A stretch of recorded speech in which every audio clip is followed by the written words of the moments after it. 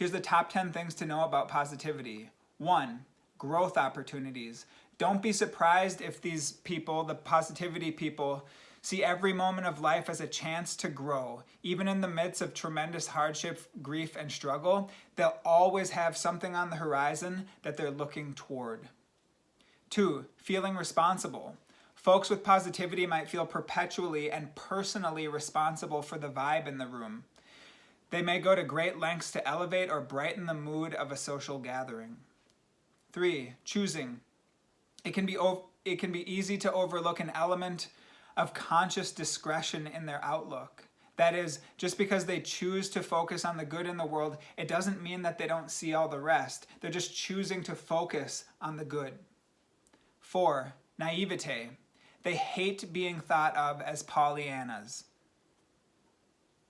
because these folks are anything but naive. In fact, they're emotionally evolved in such a way that has them seeing sides of situations that escape the rest of the world.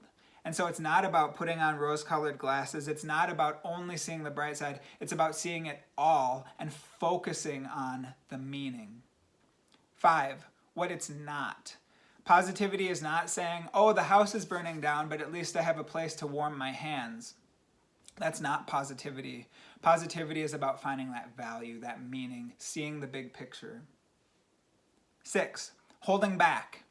Positive people can feel like the world is relying on them every second to be uplifting, which sometimes means that they might want to hide what they're actually feeling, because positive people also get down, and sometimes they can feel isolated and alone because they don't have necessarily a reputation of being that way, and so it can feel scary and vulnerable for them to express it. 7, intrusive thoughts. Negativity, violence, and injustice hits these people really, really hard, right? Watching the news can be really an emotional experience for them. They may find themselves privately replaying or obsessing over the badness of the world, and this can be stressful for them. So something we can do for the positive people in our lives is to sit with them and ask them, how are you really doing? I get that you are meaning-oriented and you're always finding the positive, but is there something in you that needs to be released or something that you want to talk about? They can feel so seen and felt and loved in that. 8, sitting with discomfort. Positive people may need to consciously practice sitting with discomfort because their tendency or reaction is at times to try to control, steer, or redirect tense situations, even when to do so is unproductive.